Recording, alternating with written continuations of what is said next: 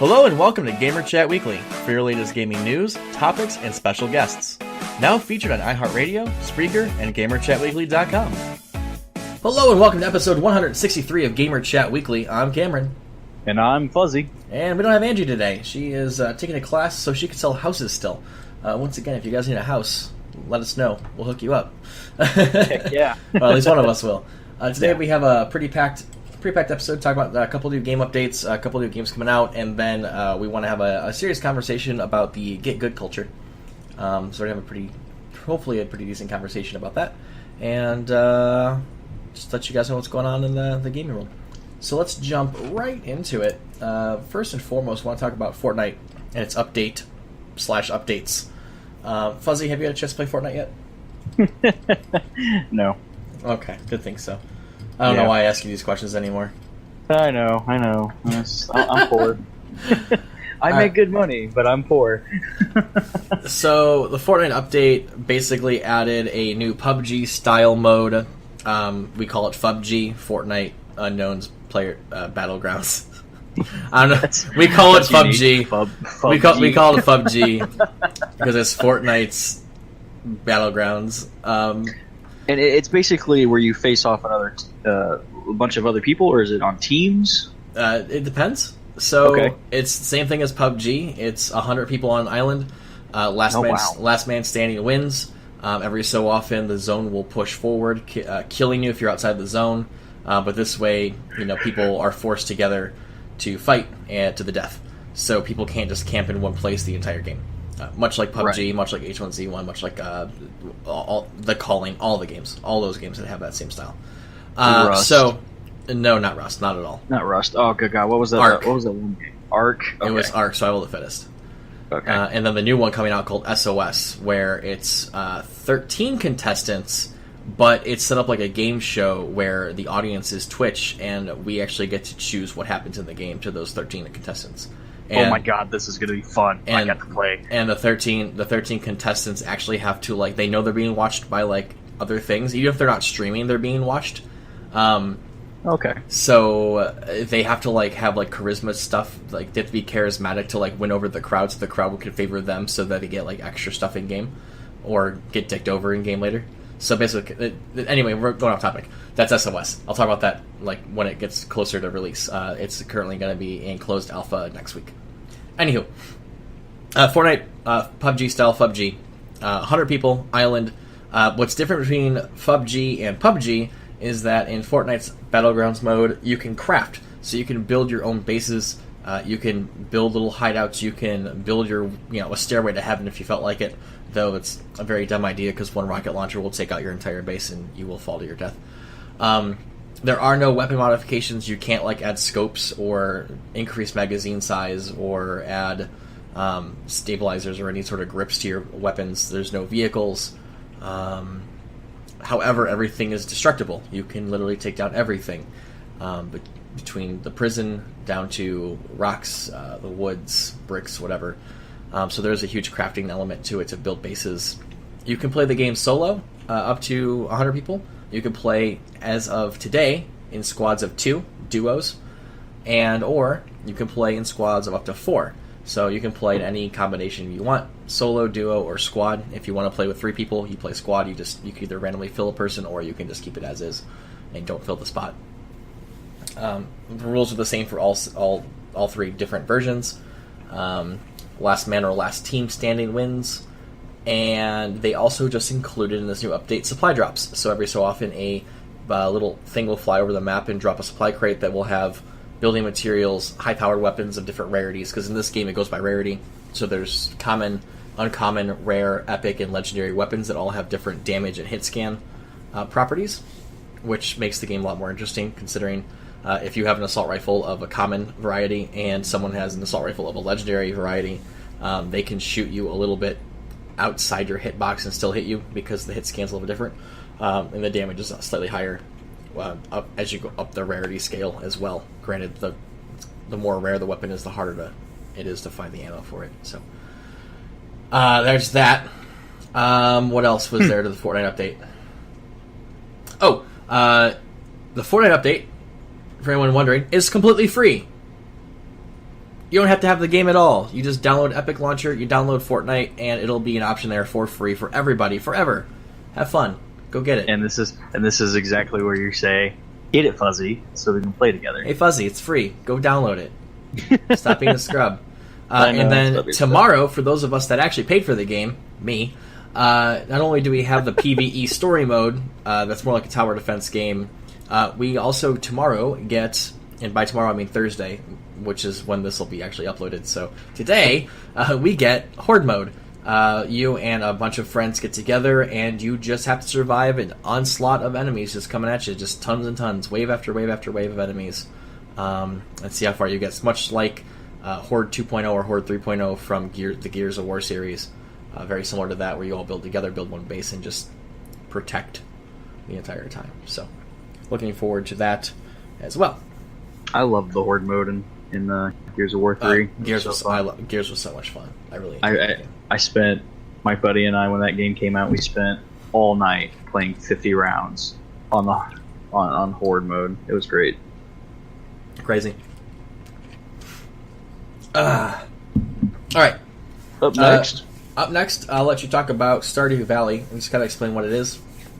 But really quick, Stardew Valley just came out tomorrow. It comes out on Nintendo Switch. Yes. Now, I haven't actually played it myself, but I have watched Serotonin Cat. She's another Twitch streamer, and also my girlfriend play it. It's kind of like Minecraft, but in an 8-bit style, top view. So if you loved playing Pokemon on the original Game Boy and all that, pretty much the same style. You just walk around, you plant stuff, you go out mining, go out on adventures, you gather, have a little town that you build and construct. But that's about as far as basic knowledge I have on it. I know my girlfriend's put about 150 hours into it on the Xbox, and she's getting up there in the exact same hours on the PlayStation 4. So I'm not going to touch it because it's not something I would play. Unfortunately, I would prefer Minecraft over this game. I like watching people play it more so, just because it's more interactive. People who actually have the time and the brain capacity to go around on those little adventures and do what they do. I just don't. I would prefer Minecraft. Getting blown up by creepers is so much more fun than fishing and farming and hanging out. Yeah. Wow. To me, I want to battle the creatures, and you've battled creatures in this too. But I mean, creepers to me have just been the highlight. You know, getting chased by something that's going to explode and blow a hole in the ground. Yeah, I play Starbound, and I also play Terraria, which I find more enjoyable. But there's a lot of people that like games like Harvest Moon. So it's basically a 2D Harvest Moon for those of you that are looking for a somewhat better example. Minecraft I don't think would be the best, but well, no, it's not. But I mean, yeah, Harvest Moon would be great. Yeah, Harvest Moon's a much better example. Much better, yeah. No, I just when I first watched Stardew, I was like, okay, cool, this is like Minecraft, and then that just stuck with you. Yeah, it kind of just stuck with me. Gotcha. Yeah, I've seen Harvest Moon. I haven't played Harvest Moon, but I've seen it, and it's yeah.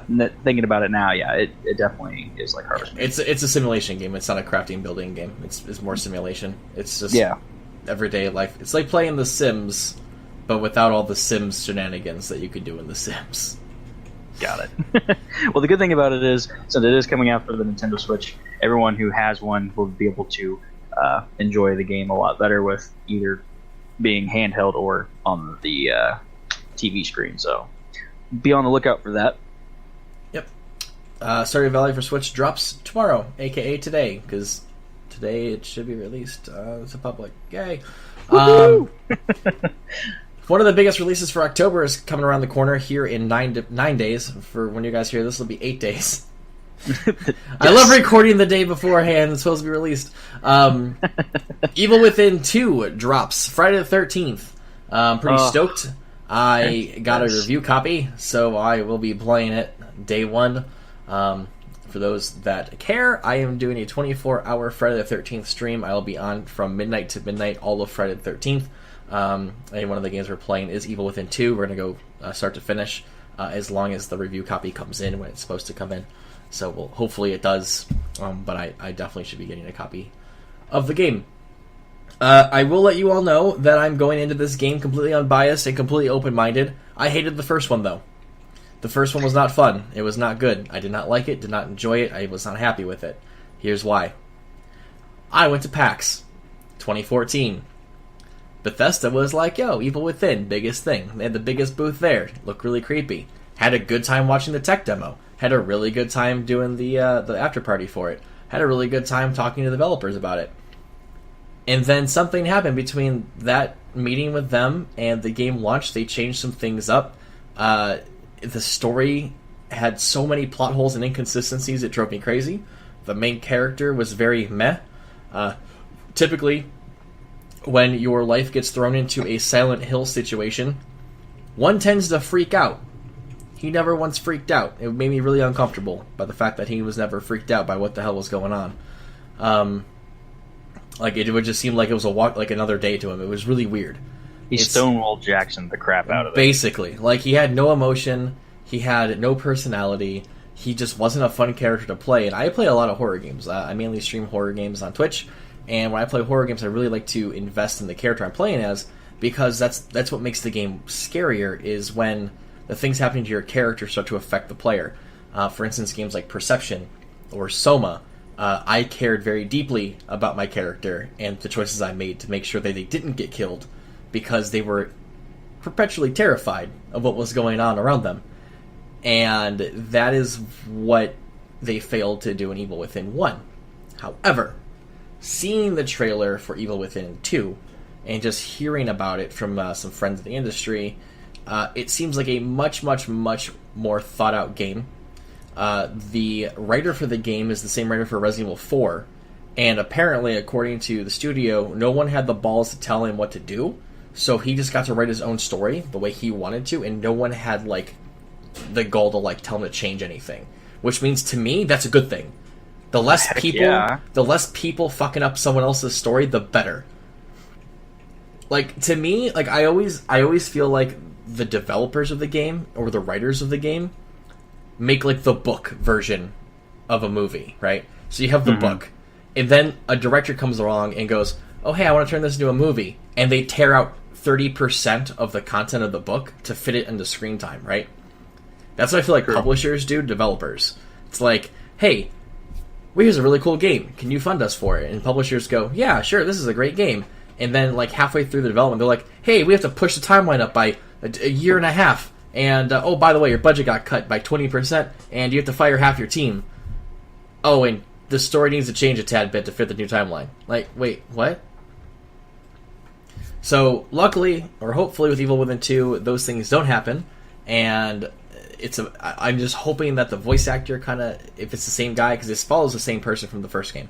So I'm really hoping that either they got a different voice actor, or the voice actor has, like, upped his game, or will have some more emotion. But at least the story looks more promising. It looks more, like, deeply family rooted. And family drives a lot of people to do really crazy things in video games in real life. So I'm hoping that this new, like, factor plays a part, you know, of how the main character reacts to situations. So I couldn't agree more. I haven't gotten that far in the first one. I'm still, I think, in the beginning. There's 13 chapters. So whatever chapter you're on, if it's not close to 13, you're not there. Yeah, the the place I'm at is you have to open the gate for, like, the doctor. I'm still at the very beginning. You're like chapter 2. Okay, yeah, see. But I keep getting stuck and I keep getting killed, so I figured I would just put it down, play some other games, come back to it like I normally do, and have a better mindset of what I need to do, or completely start over and go from there. You should just get good. Yeah, get good. It definitely needs to do that.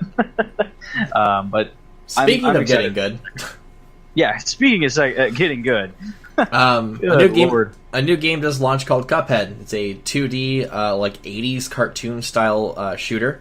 It kind of reminds me of the Mickey Mouse, like when Steamboat Mickey. Yep, that was the inspiration. It's freaking awesome from what I saw so far. Yep, it's a 70s, 80s style cartoon shooter bullet hell game For those that don't know what bullet hell games are, basically you're stuck on a screen with a character, and a lot of things start to come at you from all different directions, angles, upside down, left, right, from the nether. Doesn't really matter. Things just are all over trying to blow you up, and you have to make sure that you are precisely timing your jumps and your ducks and your movement to avoid being hit. Otherwise, game over, and you have to restart the level over. A lot of people are claiming this game to be like the best 2D shooter of the year. Other people are saying, "Holy hell, this game is too hard. I'm never going to play a game like this ever again." My personal opinion, it looks amazing.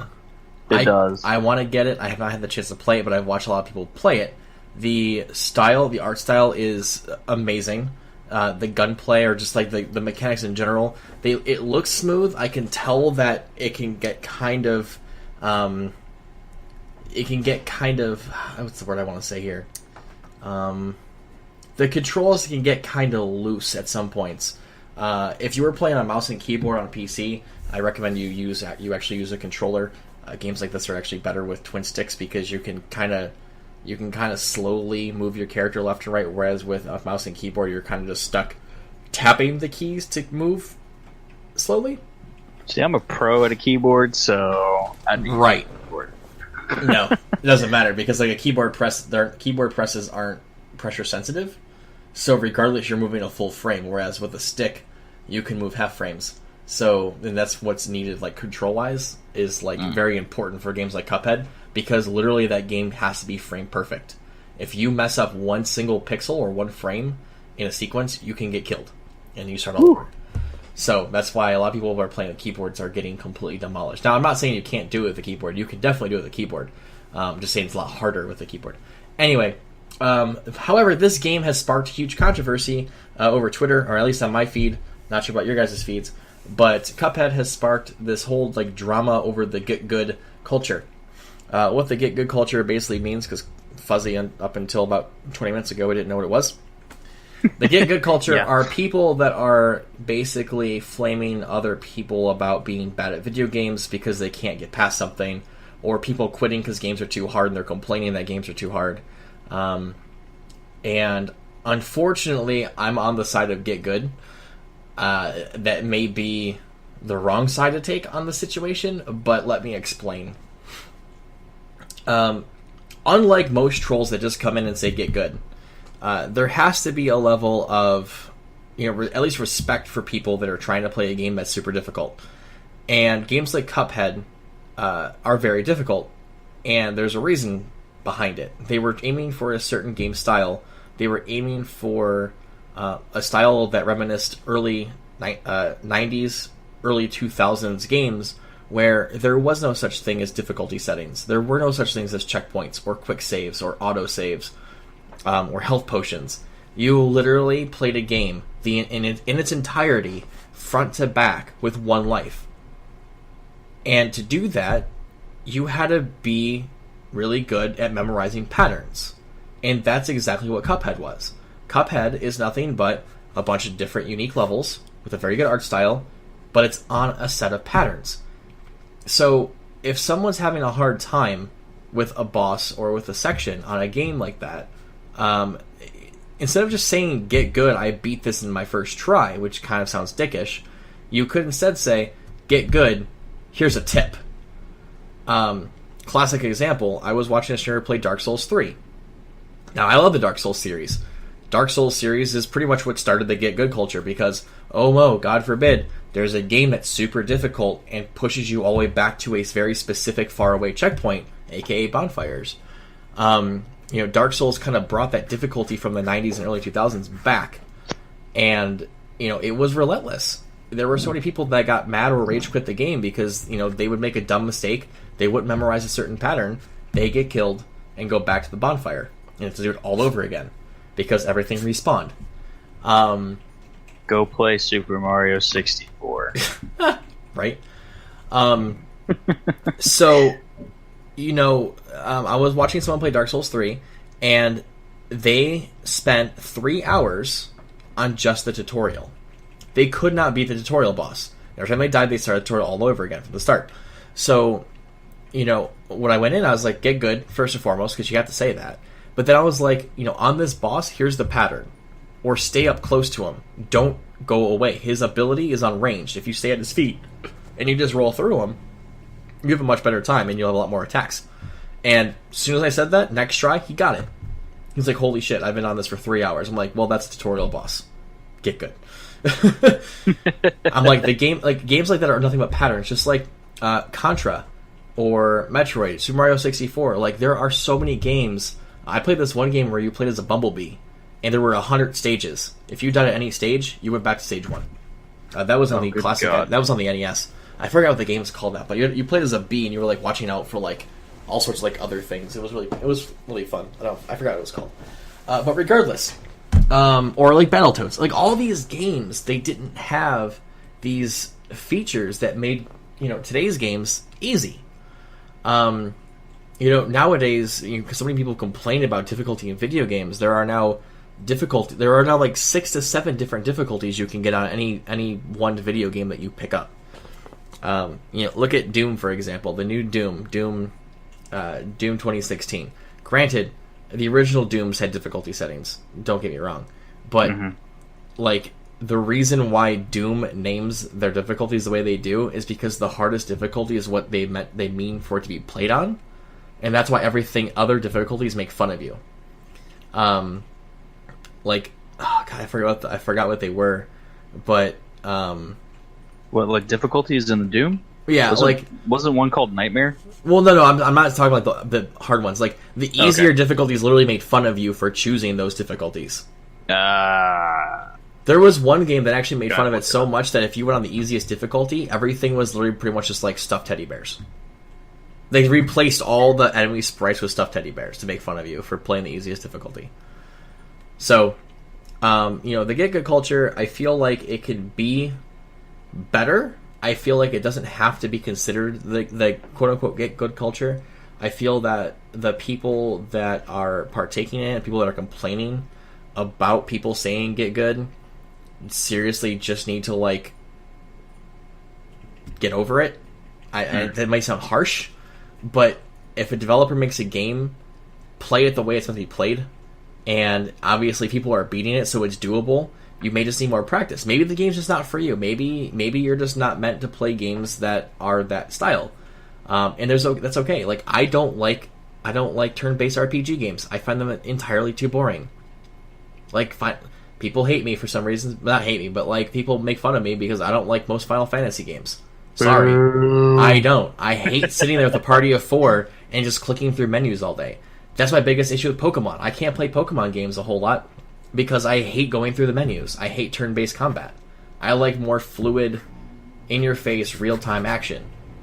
Because then it's based on my responses and my quick thinking, and it's also based on my reflexes. Whereas it's not using my brain. Well, it still uses my brain, but it's not like using like my thought process. So, like in Pokemon, my one buddy literally knows every single move, what its base power is, how it upgrades, for every Pokemon. Like, the dude's a freaking Pokemon encyclopedia. It's ridiculous.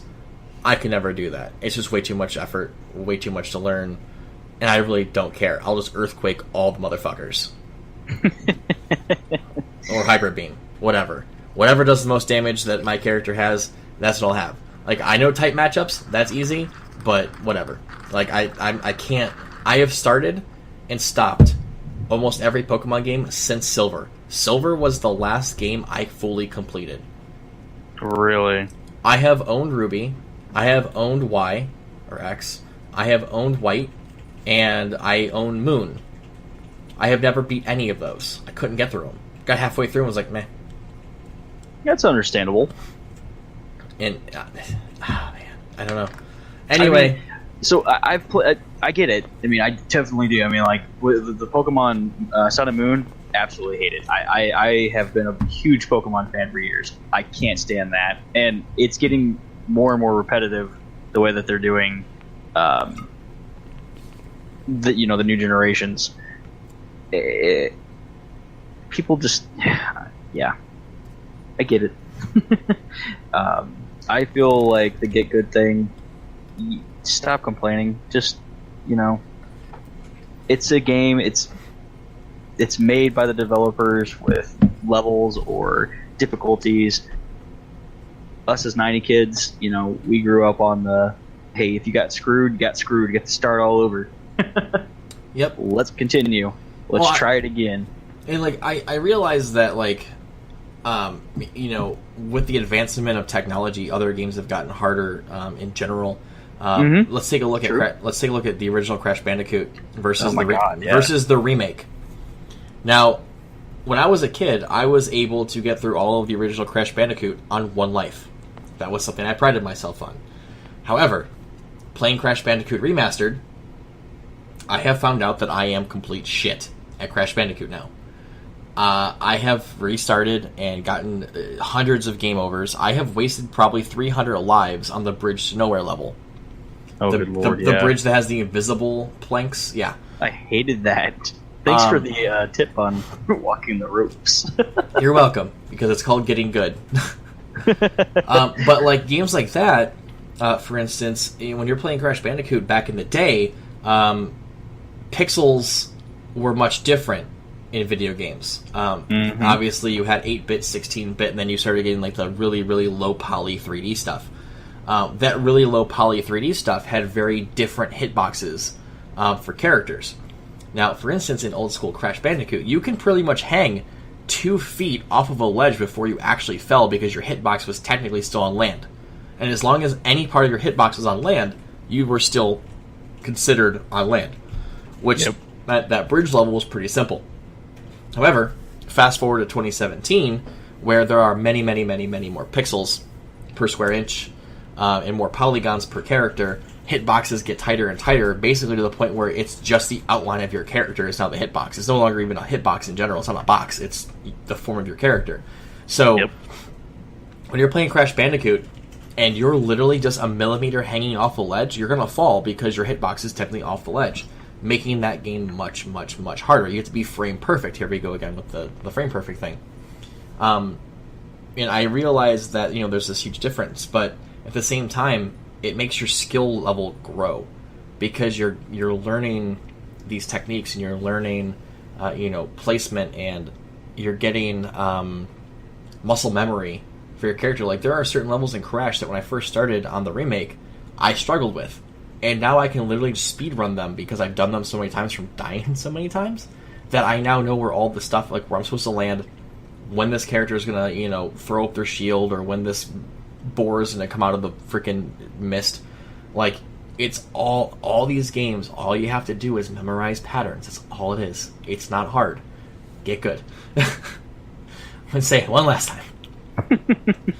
So, for those complaining... Say one more. For those complaining that Cuphead is too hard, memorize patterns and you'll be okay. If it gets too difficult, take a break. Go eat a sandwich, drink a beer, or something. Come back and do it again. If you get really stumped, watch a YouTuber. Watch their placements. Because, just like Dark Souls, everyone complains it's too hard. The game is not hard. Everything is a pattern. Every enemy has a pattern. Learn the pattern, beat the boss, move on. It's all video games were back in the day. That's all it was. That's all it is now. So, I just want to touch on that. It was something that irked me because so many people were complaining on my Twitter feed about it, and there's this huge war of people going, well, you should just get good, and then other people were like, well, you know what, maybe you should stop being a dick. So let's just come to a happy medium and say get good, but then offer advice, as long as the person wants advice. So, boom. There it is. Love it. Last but not least, I want to talk about Bubsy, because we talked about Crash today, so... Bubsy! Hit it, Fuzzy. I've never played Bubsy. Oh my... I'm firing you. I'm firing you. You've never played Bubsy. I want to play it so bad just because it looks so freaking awesome. To any game exchange store, buy a PS1, and go buy Bubsy. I can just imagine you getting off this podcast and literally finding the closest stud in your wall and just putting your forehead on it constantly.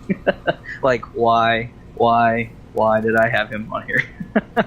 No, I haven't played it, but it looks really interesting, and I want to play it now. And I will probably download some emulators to play this game, or the past ones, because it originally came out on the Game Boy. It was on the Sega Genesis. It was also on the Super NES.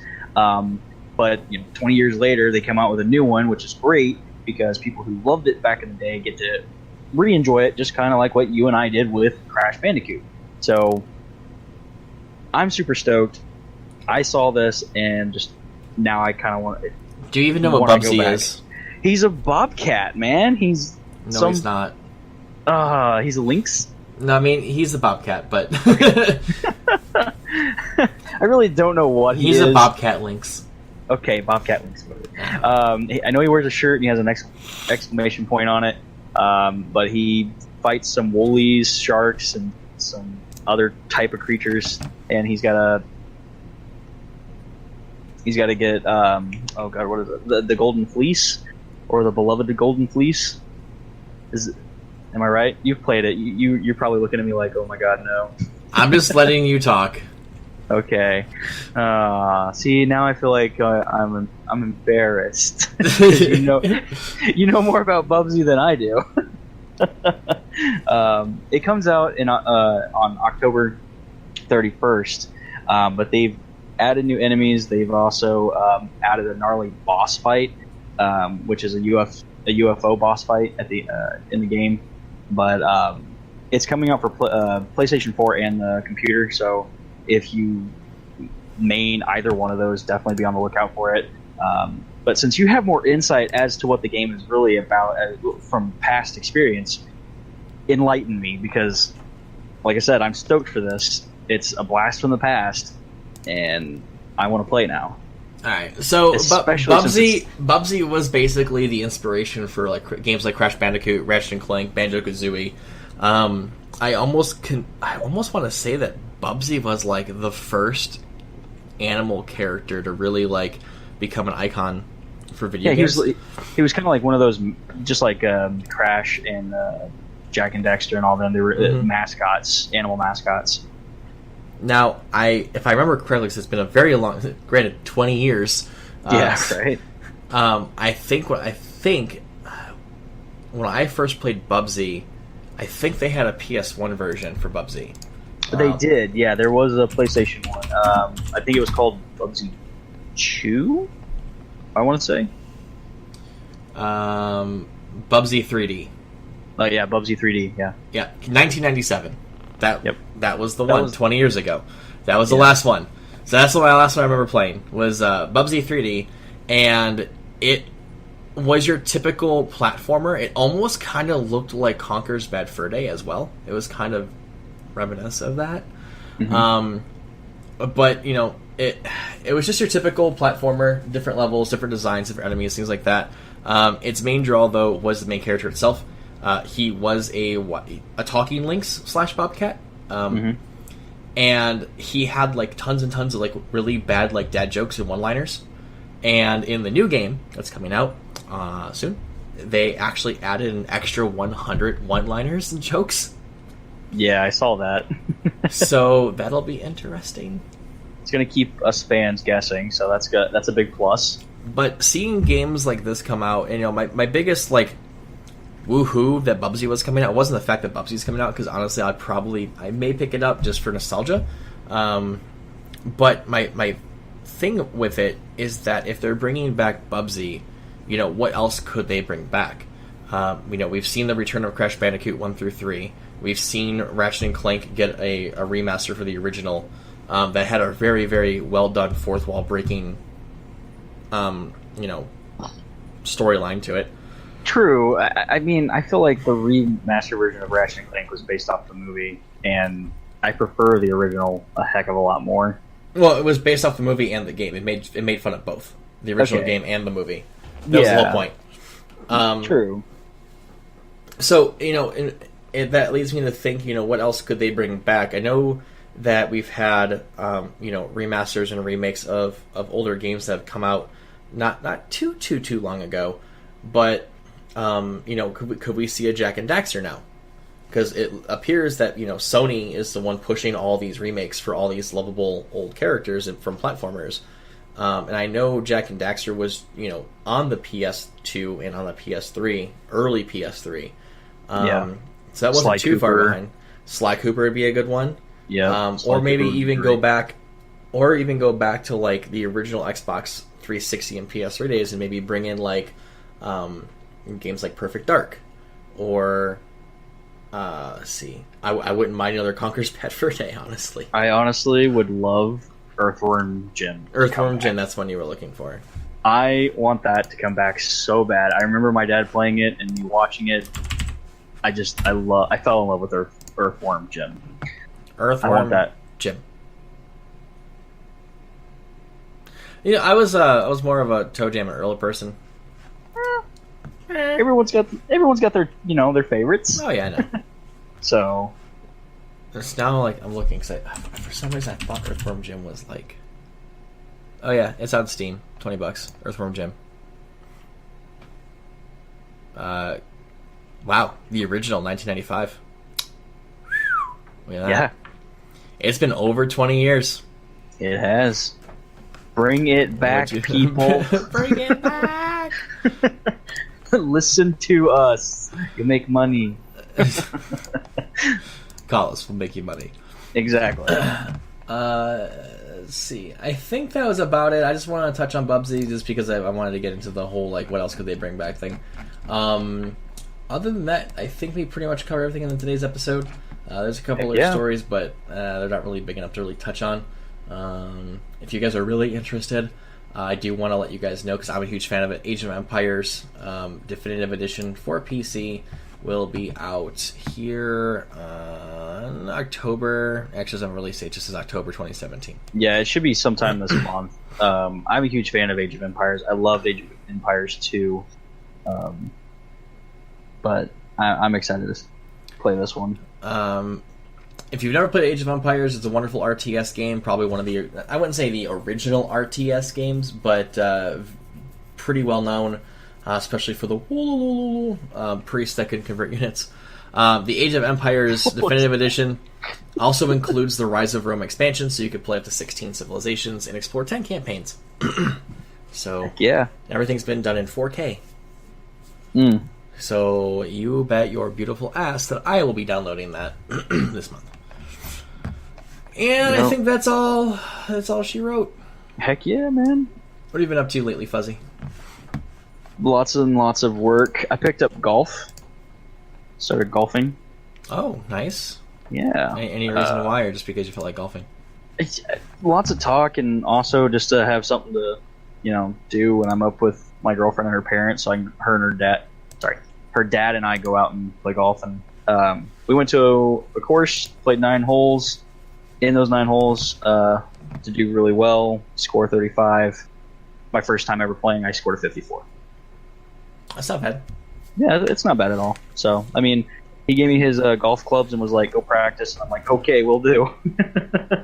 My first time actually golfing, I didn't even keep score. I just whacked the ball until it went in the hole, and I probably was like in the hundreds or more. But now I've been golfing now for 3 years, and I've gotten pretty decent. So I can hold my own.